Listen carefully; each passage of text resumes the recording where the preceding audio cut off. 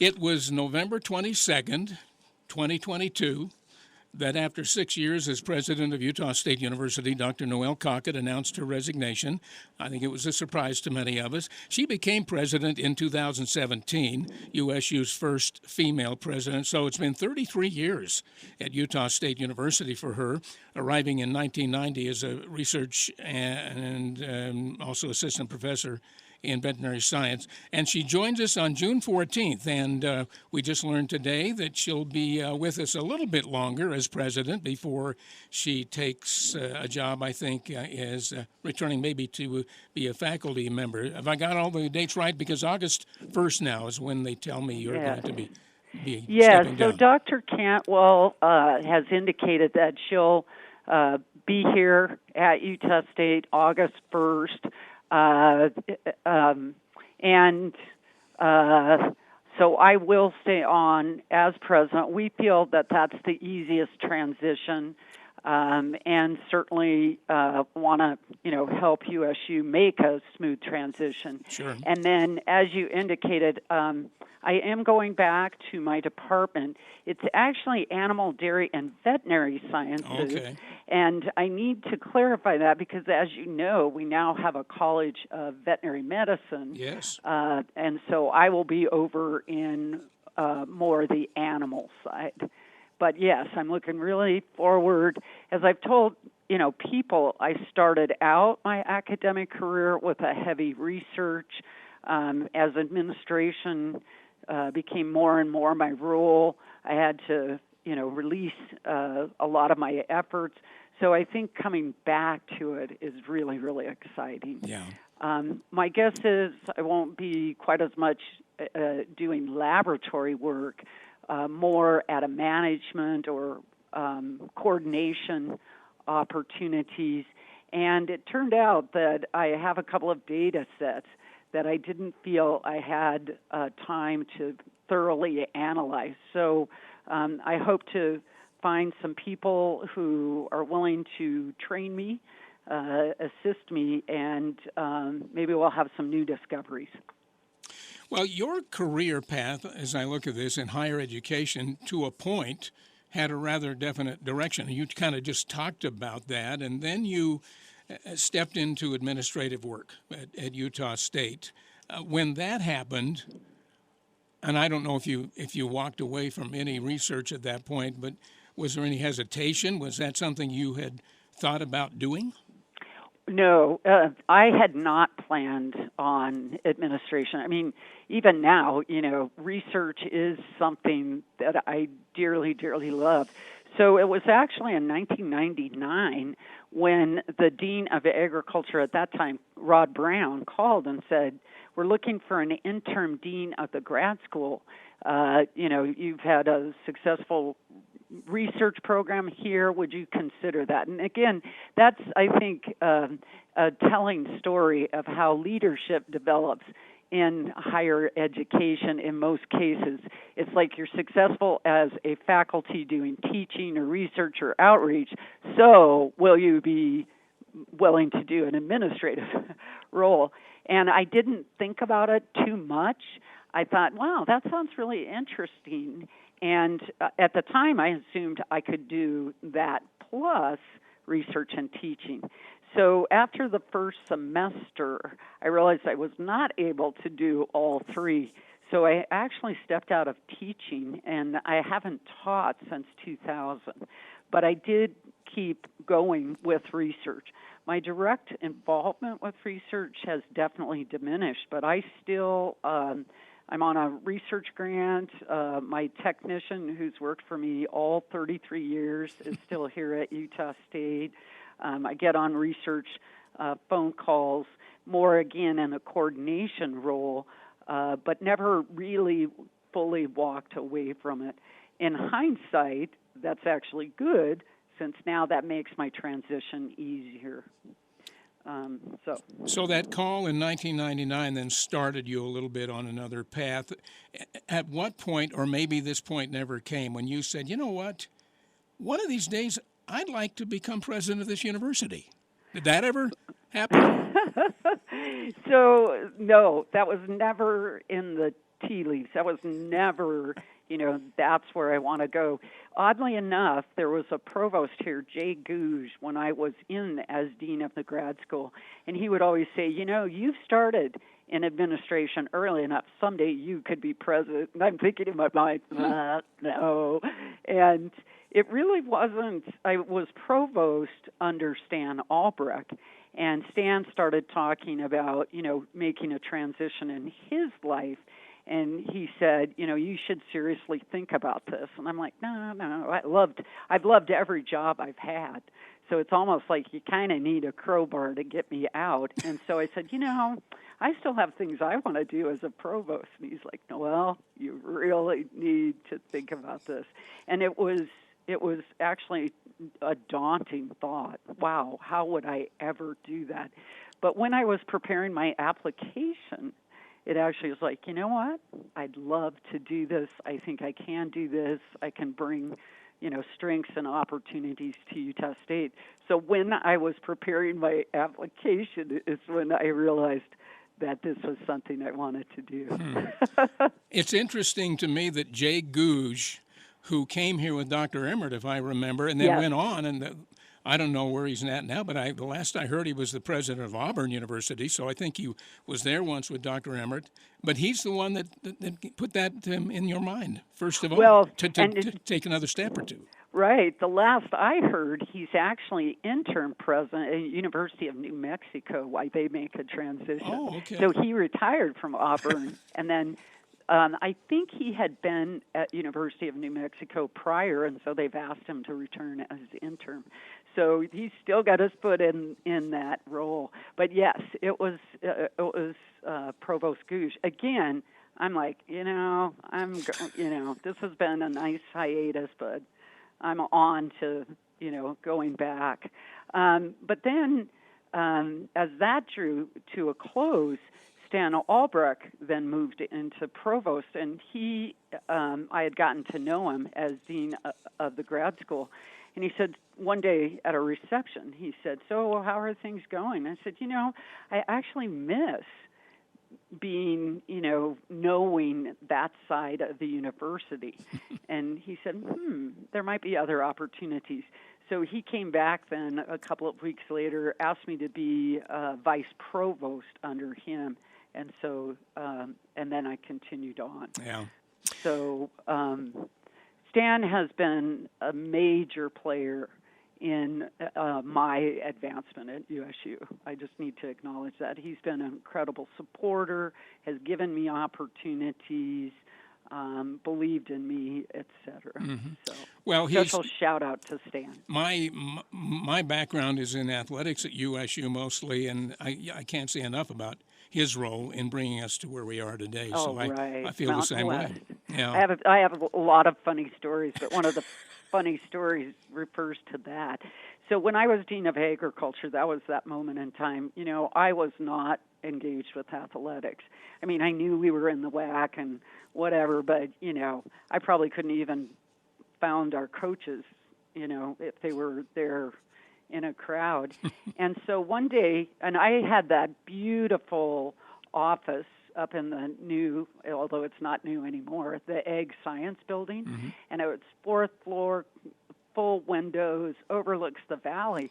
And one day I get this call, and it's Stan's office, and he said, Noelle, we want to bring a visitor over just to, give a perspective from your office of the university. It's a beautiful view, but we don't want anybody to actually know. I'm like, well, I don't know what's going on, but sure, come on over. So I answer the door, and there's Stan and Scott Barnes and another very tall, dressed in a suit, etc. I haven't a clue who he is. Well, it turned out to be Craig Thompson, commissioner of Mountain West, and they were there discussing, what it would be for Utah State to get in there. Later, I thought, you know what, they totally didn't need to worry about me because I sure as heck didn't recognize Craig. I didn't. That's funny. It just went straight over my head what they were planning to talk about. We're talking to Dr. Noelle Cockett, soon to be back in her old haunts in animal dairy and veterinary science, but right now, until August 1st, president at USU. I'd like to take a few minutes to talk about times over these last 6 years that you regarded as memorable because they were times of positive accomplishment. And I want to start with one that I feel strongly about, the way that you led USU through the pandemic. Oh, that actually was an amazing time. And when I look back at that, it was exhilarating. I would use that word, exhilarating, because it was a time in my life where there was, and at Utah State, across the world, we didn't know how to do it. And so every process, every decision, every policy, every approach, we had to think of how we wanted to do it and do it in a relatively quick way. I mean, there wasn't time to study it and to discuss options or whatever. And sometimes just even in a day, an issue would come up and by the end of the day, okay, this is how we're going to move forward. Late night phone calls, early morning meetings. But I feel we moved through that with as much success as we possibly could. I remember, UPR asking me to do a weekly radio interview, and that was so important because now people had different ways that they could learn how we were going to move forward. But I think the way we approached it was very simple. How does our decision policy approach, whatever, how does that affect people? Sure. Whether it was affect our students, our staff, our faculty, our community, our families.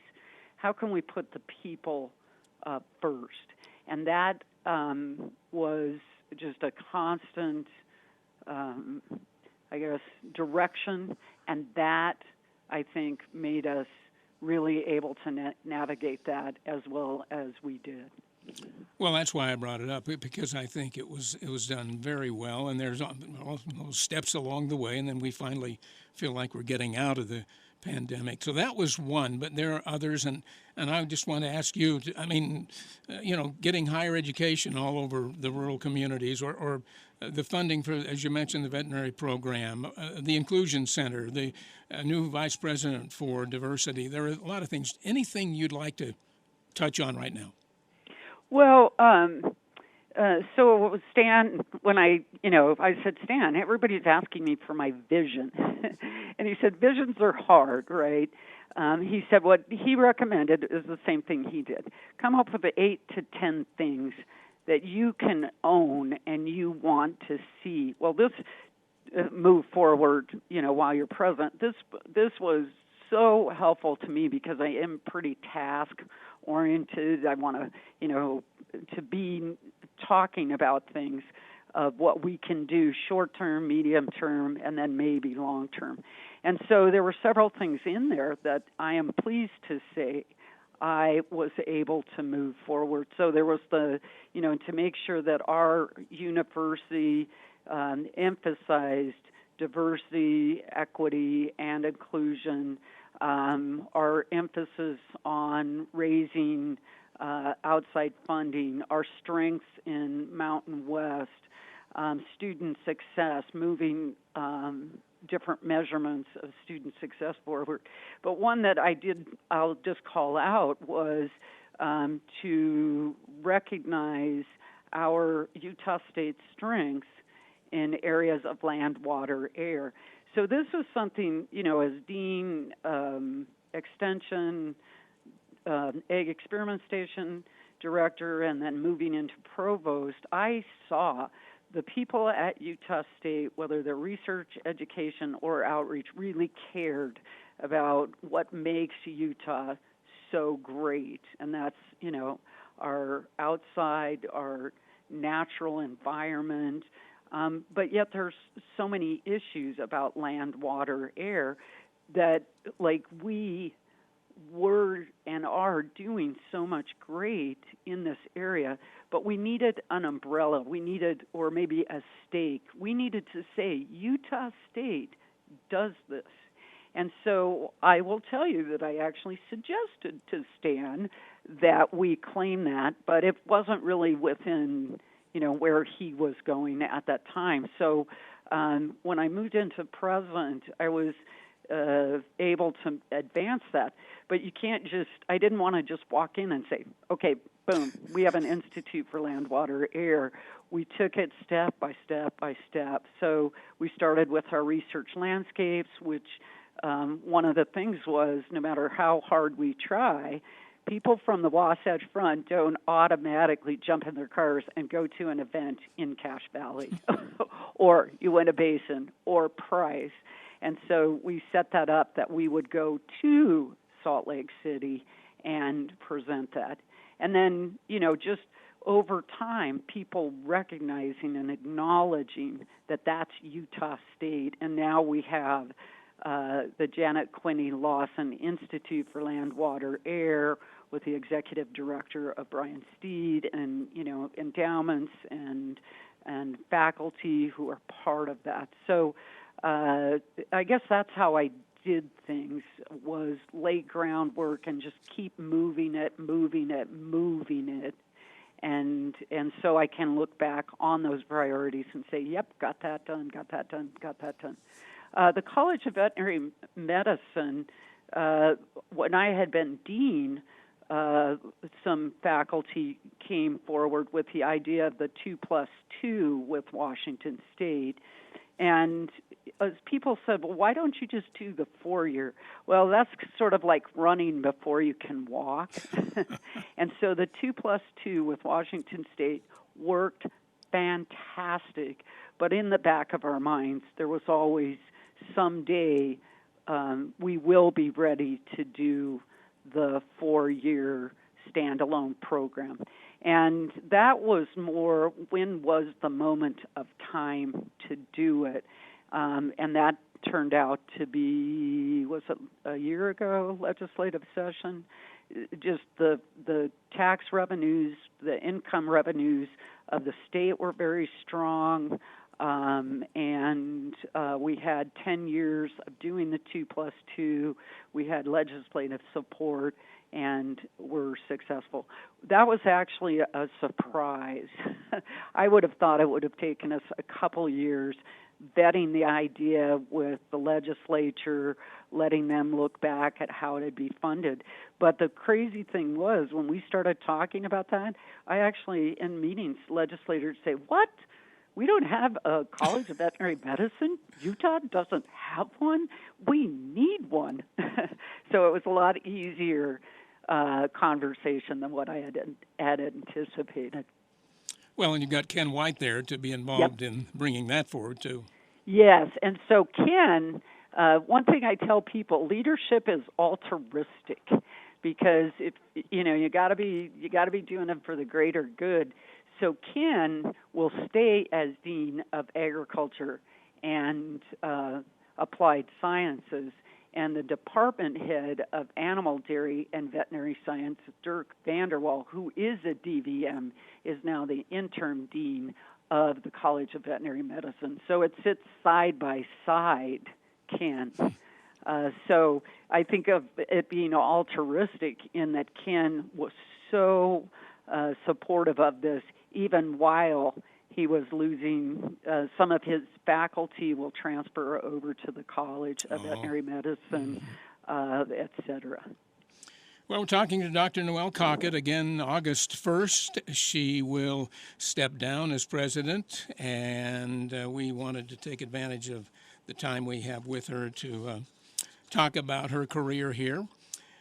Before you became president, and during your 6 years as president as well, there were high-profile assault allegations that eventually prompted a federal investigation by the Department of Justice. And I remember those stories getting a lot of attention, especially in the Salt Lake Tribune for some reason. In fact, about the time of your resignation, the Trib had asked the chair of the Board of Trustees, Kent Alder, if the board had frustrations with President Cockett, and he said, there's nothing real serious. And then a statement on the day of your resignation, he said, she's a tremendous leader.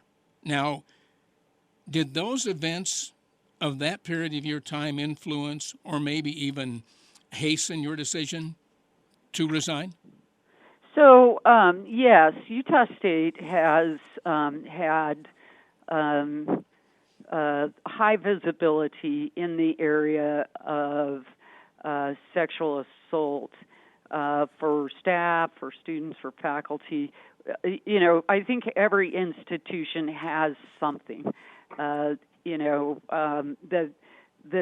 is less than positive. And so, for right or for wrong, that's how Utah State became recognized for. But what I think I hope people realize is as we found out these things, we dug deep to make changes that would move us into a much, much better place. So when I look back at that, Title IX and those that dealt with that, very, very limited staff, very limited operating, very limited knowledge. We weren't providing information to the university community. We didn't have training programs, et cetera, et cetera. And so when I look back at where we were to where we were even in, today or November 2022, I think, oh my gosh, what we've invested in, what we've moved forward. For instance, we started a climate or a survey of our students on various aspects of sexual assault. So one of the things was the very first one, I think it was 2017 when I started as president. Would you know where to go to report an incident of sexual assault? I think it was like 30% of our students. By 2021, because we're doing the one this year, over 90% of our students. I don't have that number right off the top of my head, but like 90% did. That's how much we moved the dial. Another one we moved was actually how safe do you feel on campus? Again, it was in the low 80s when we first started. Our last survey was 93% say I feel safe on campus. So what was perceived, what has been perceived about Utah State is not what is here at Utah State. And we have just lifted our game incredibly. But did it go from, one state to boom, it's now fixed? That will never happen because we don't control people. We give them training. We give them resources. We give them support. We give them opportunities to move, to report and gain all those things. But those kind of incidences will happen. And in fact, at one point, people got nervous because now we have more reports than we've ever had. We actually consider that a good thing. That means that people know how to report, they know when they should, and one of the most fascinating things is now we have multiple reports on the same incident, which means other people know where to report. Other people are also engaging in, addressing sexual assault. They see something that doesn't feel right. They themselves want to say, here's what happened. So it's been an evolution over time, and I don't think maybe everyone realized that it happens over time. That would be one of the things I guess I would say has been one of my accomplishments is moving so much stronger to addressing, to to speaking out about sexual assault and domestic violence. We did a conference. It's our second one in partnership with CAPSA. We just did this, I think it was last month. We co-sponsor it. Just in 1 year, attendance doubled. So people care very much about this, and that's a good thing. Well, you and your team, then, it sounds like, got to work to make improvements that had to be done. Right, exactly. How those were perceived maybe by some of the public, they have, their opinion, but I feel complete peace with how we've moved that forward. President Cockett, thank you for your last 6 years of your life as the president of USU. We wish you the best in your return to the faculty position. We appreciate you spending some time with us today, too. And so I don't mean to be a stickler, but I do want to say it's actually going to be 6 years and 7 months, and it has been fabulous. And, when I think of what I'm, most proud of, I believe we have absolutely blossomed as an institution, whether it's the feelings on campus, the feelings about Utah State, our alumni. We are coming in so strong, and I couldn't have wanted anything more desirable under my presidency to lift the positiveness about Utah State. Sure. And you mentioned earlier, not on the air, but that you met Dr. Cantwell, who succeeds you at the Mountain West Board of Directors meeting. How did that go, by the way? Yeah, very, very positive. She's a really, really good person, and I think just as I did, setting presidential priorities that I could point to as my time continued, I think she will bring that same thing, and I believe her strengths will make those things happen. So I just say let's watch for more fabulous things happening at Utah State. Well, again, as your 6 years and 7 months come to an end, we appreciate you taking some time with us. All right. So just my last comment, I hope if people see me in the grocery store, they will still come up and say hi. I love people, and I still care about people, and I still love Utah State. That's good to hear. All right. Thank you. Thanks, Craig.